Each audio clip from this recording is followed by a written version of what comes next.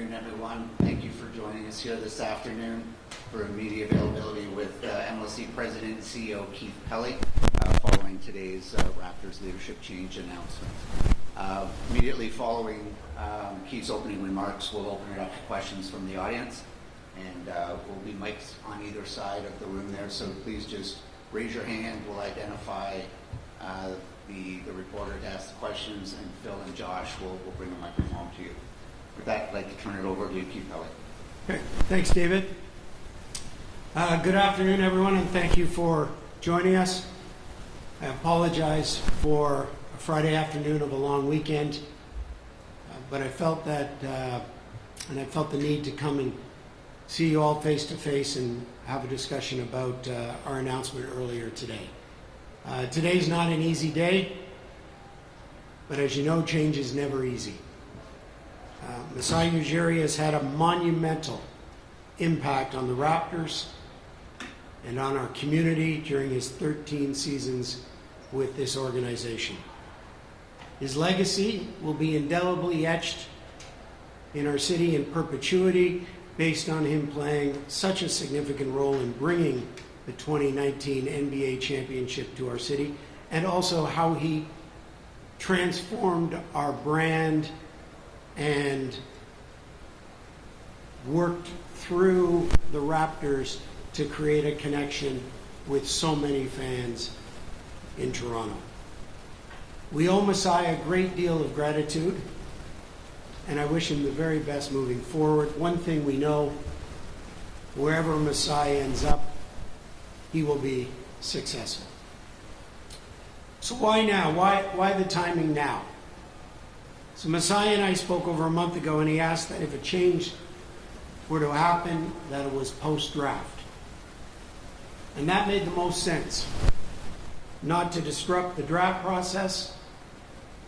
You know, we were holding the 9th pick, a top 10 pick, and of course, Masai's, not only his area of passion, but his area of expertise. He's prolific when it comes to the draft, and we were grateful to have him as a person with Bobby leading our draft. You know, we talked last night about Colin Murray-Boyles, and he said, Murray-Boyles is going to be something special, Keith, and you're going to enjoy watching him develop over the many years to come. 13 seasons is an extremely long time in a sports leadership role. As I said, change is inevitable. And what we really thought is, with the current status of our team and the foundation that, well, Masai has built, that this was the time to make the change. The roster is in place. All our players are signed at the luxury tax limit. The front office is renewed, including General Manager Bobby Webster, and we have great coaching stability led by Darko. So we're now going to turn our attention to search for a new team president, and we'll be working with CAA beginning on that later on this afternoon. Now, the question has come over and over again is we didn't bring in a new president for the Toronto Maple Leafs, but we are bringing in a new president for the Raptors. What is the difference? You may remember that during the news conference just a month ago, I talked about there not being a preset formula for structures for teams. Different teams have different structures, different needs, and they're in different areas of their evolution. And with the Toronto Maple Leafs, you know, one game from the conference final, and with Brad Treliving and the team moving forward, we didn't feel the need for a president of the Toronto Maple Leafs. With the evolution of where the Toronto Raptors are in the middle of a rebuild, we felt that we needed to bring in a president. And as a result, we will start that search immediately, as I mentioned. So once again, I want to thank Masai for incredible 13 years, a brilliant journey, and congratulate him on all his success, and most importantly, for winning a championship and creating a culture and a brand and really an organization that, and a foundation that it is our job now going forward to build upon. And no doubt, that's a big challenge, but we're ready for it. And with that, I'll open up to any questions. Doug Smith. Hi, Keith. Doug Smith, the Toronto Star. What do you hope to find in a new president that you don't have in the president that just left? Well, I think that's an excellent question, and we've talked about that, and that is a question right now that we've poised. Not even a question, some of the answers and some of the thoughts, and although they were confidential, that we've discussed with CAA. Obviously, whoever comes into that position has massive shoes to fill, so it will need to be a prominent, successful business leader. Keith, Michael Grenish from Rogers Sportsnet. Masai had a year left on his contract, and I'm just wondering, was there a financial implication here, why it needed to be done, and what you can tell us on that front? Well, I think there are major factors that go into a decision of this large, but the primary reason in this case was the situation and where we currently are in basketball operations. As I talked about, the stability with our roster, the stability with our front office, and the stability with our coaching staff. And that allowed us to make a decision to move forward. Hi, Keith. Joshua Lindbergh, TSN. Will Bobby be considered for the president job? And if it's not an internal candidate, how appealing will the job be, do you think, for an external candidate with a general manager and a leadership team already in place and extended? Well, the first question is Bobby will be a candidate, and we've already talked about that. So he will be interviewed, and I think the president of an NBA franchise is always appealing. So I don't think that we will have any challenges whatsoever finding a strong, prominent businessman with a in-depth background in basketball operations. But as I said before, we're definitely hiring a president of basketball operations, and Bobby will definitely be a candidate. Ryan. Hey Keith, Ryan Wolstad, Toronto Sun. I'm just curious what you would say to the basketball fans in this country who might have some concerns that a very passionate basketball person in Masai is leaving, and with looming ownership changes, another very passionate basketball person in Larry Tannenbaum as well down the line. Well, I'm not sure exactly what your question is, because if you're talking about passion, I think that what at least I've learned is anybody that is working in the front office of any professional operation has unwavering passion for their role. Masai had it, Bobby has it, Brad Treliving had it, Brendan Shanahan has it, Jason Hernandez has it. When you have the opportunity and the privilege of having that role, you have an unwavering passion. I go back to 2004, and I saw it for the first time when I had an opportunity to work with General Manager Adam Rita. And at 76 years old, when I ran into him just a couple of months ago, he still has that passion.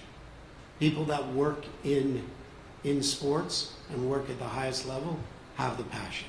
So I would say to the fans that we will find somebody that unequivocally will have the passion to bring another NBA championship to this city. And that is our goal. When I arrived in April of 2024, I repeatedly asked the board, what was the definition of success for myself? How was I going to be judged? And that was on building championships, on winning championships. And I think that whoever comes into this role, that will be their key focus. Just like that's the key focus of Brad, and that will be the key focus of anybody that comes into this position. Eric Curran from The Athletic. Keith, you said you spoke to Masai a month ago or so. Was that when he was told the change would be happening? I think Masai and I have been chatting for the probably last couple of months, last 2 or 3 months, about the future. And so we've had a number of conversations over that time. And when was he told firmly this was the decision? We talked earlier at the beginning of this month. What were your impressions of how he took that news? I think Masai is a professional, and so he took it as such, and I think that Masai no doubt will be speaking in the coming days, and you can ask him that question directly. Steve. Keith, Steve Simmons, Toronto Sun. Did you make this decision, or did Edward Rogers make this decision? This was my decision, supported by the board. Keith, John Chipley-Hill with the Canadian Press. You said obviously Bobby has been extended. What were those conversations like? Obviously he and Masai had a close relationship, and Masai's departure, and then he's negotiated a contract. What were those conversations like with Bobby? They were very amicable, and Bobby and I had a number of positive conversations. I have a ton of time for Bobby. He has incredible integrity. He knows the ins and outs of basketball, and the luxury tax is as good as anybody does in the league based on his time at the league office. So they were very good conversations. Joseph Bashar, The Score. Keith, you spoke of the brand transformation that happened under Masai. Is there any concern that some of that brand luster will be lost with him? And then just a quick follow-up also, how involved in day-to-day basketball operations do you want the team president compared to the general manager, say? Well, I think the team president will be very involved in the basketball operations, and will need to work very closely with Bobby. So the answer is his or her focus will be 100% on basketball operations. We have a number of centers of excellence based on the plethora of teams that we have. So him worrying about commercials or tickets is not going to be a priority. It will be focused entirely on basketball operations. What was your first question again? About you mentioned the brand transformation that took place. Oh yeah, well you know. Yeah, let's give Masai tremendous accolades for creating a brand and a culture. But the testament to that brand and the testament to a culture is how it lives once that individual is gone. And I believe that the culture and the brand that he has created will flourish because that's the way that he would have wanted it to flourish. But when you create a brand, when you create a culture, if it is mitigated when that individual is no longer involved, then the culture and the brand has not been created in the right way. And I believe that the way that he has built the brand and the way that he has created the culture is something that we, as an organization at MLSE, cherish and need now to build upon. And that will be something critical for the next president coming in. Keith, Adrian Gabriel, CTV National News. Keith, you're in the business of winning. What has led you and the board at MLSE to believe that the Raptors are better positioned to win without the side than with you? Well, I think winning is very difficult, and it's hard. And you know, when you think about it, there's 30 MLS teams, there's 30 NBA teams, there's 32 NHL teams. That's 3 chances out of 92 teams. So winning is hard regardless. So you have to have every piece of the puzzle. And I can't unequivocally answer your question right now because I don't know the answer. But as I said, change is inevitable, and sometimes getting in front of it is is necessary, and we just seized the opportunity at this particular time with where we are in the evolution of the rebuild to make a move that hopefully now will build on what is a real young, aggressive team that Bobby and Masai has built, and a foundation that he has built. And so somebody is coming in the midst of a rebuild and will hopefully expedite that and bring us to a new level quickly. Hi, Keith. Aaron Rose on Masai. It sounds like you guys were happy with Masai being in charge of the draft, and it sounds like you're happy with the direction of the rebuild and the retool. So I'm struggling to understand why it was felt like it was needed to make a change given your happiness level with the rest of the roster. Well, I think the discussion with Masai and is a discussion that is obviously private between the two of us. But the fact that he led the draft shows Masai's integrity and our trust and belief that he always and will always have the best interest at heart for the Raptors. I can't say it any more times than there are many factors that came into this decision, and the timing was right to make a change. And we believe that with the stability in all of the areas that I've outlined multiple times, that gave us the opportunity to do such, and that's what we've done. We have time for 3 more questions. Hi, Keith. This is Will Luth from the Nation Network. I wanted to ask you 2 things. Number one, you mentioned stability a few times, but obviously to the outside, it is a little confusing if you want stability to change the leadership at the very top. Was there any indication, I know you've spoken about from your perspective, but maybe from Masai, that he was also looking for a change as well? Well, that's a better question for Masai, but I would say, no, you have strong stability throughout the organization. You have stability at MLSE. You have an ownership group that is ready to invest, has been very public with that. I think now our focus is finding the right president to build on the culture, to build on the brand, to build on the foundation that we have in place. And just to follow up on something else you said earlier about potentially expediting the rebuild under a new president, is there a specific urgency that you see for this team that has been rebuilding but not back to the playoffs in a while? Do you see a specific urgency to get back to that point?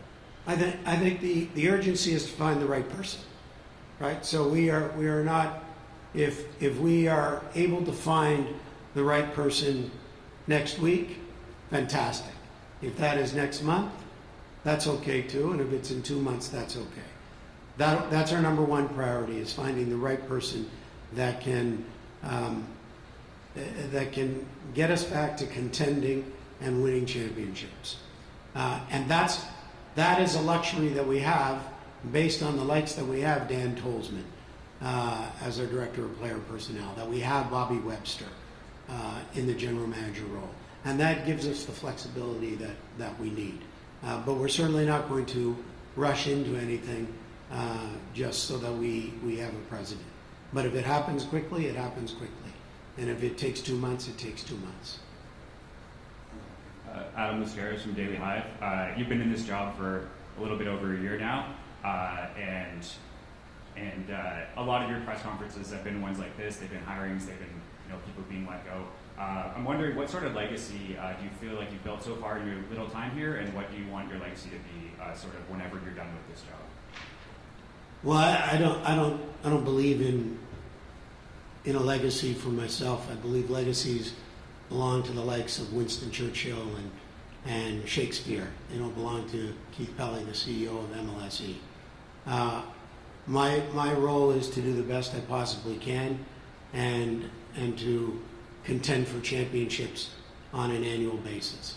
We have 4 teams. It's obviously a little easier to do such with the Canadian Football League, but the other 3 teams, it's tough, it's hard, and I'm committed to it, to building the right culture and the right competitive players to contend and to win championships. And that's the way that I'll be judged, and that's the way that I should be judged. And in order for that, then you have to be prepared to make some tough decisions. You have to be prepared to make change. Change is hard. It really is hard. And this decision today is hard. It's a tough decision. But I think it's the right decision for the Raptors at this time. And I will continue to make decisions that I think are right for the organizations that put us in the best opportunity to win. Keith, Michael Grange from Sportsnet. You know, if you are around the NBA, the two people most associated with the Raptors are Larry Tannenbaum at an ownership level and Masai Ujiri from the front office level. Those are the people that interacted with new players, with the prominent agents. That kind of really, not to say other people didn't do a lot of work, but who is going to be the face of this team? Who are going to be the people that people around the NBA associate with the Raptors going forward? Well, Michael, you know the respect that Bobby Webster has around the league, and the relationship that he has with the general managers.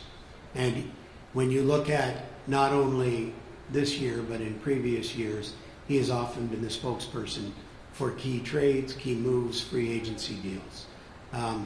So you have a prominent person there right now. But we are hiring another president. Whether that's Bobby is to be determined.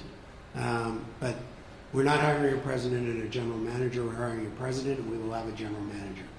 So the president, as I said, will be an experienced. We're looking for an experienced, prominent, strong, successful personality. So I think that Masai and Larry have been both two incredible ambassadors for the Raptors. Larry is the chair in emeritus for MLSE, and I hope wherever Masai ends up, I know he'll be successful, but at the same time, I hope he's still silently cheering for the Raptors. Last question in the back row here. Hi, Keith. Thomas Dagg, CBC News back here. Just to follow up on a question from earlier, you said that this was your decision supported by the board. How much influence does Edward Rogers have on a decision like this? I think all board members on all major decisions supply input. But at the end of the day, they look for the input and the direction and the strategy of where the team is going through their CEO. That was the role, and that was the reason they brought me in, or they wanted to bring somebody in that oversaw the teams. So they all have input, but at the end of the day, this was my decision supported by the board. Thank you, Keith, and thank you, everybody. That concludes today's media availability. Okay. Thanks, everybody. Sorry about a long weekend.